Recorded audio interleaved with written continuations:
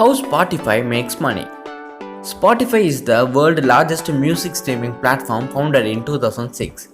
It holds around 34% market share in the music streaming market. It generated a revenue of 7.8 billion euro in 2020.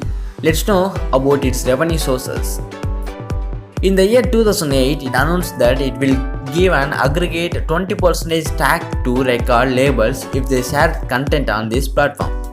At present, it earns revenue from these two ways: premium service, ad-supported service. Number 1. Premium services.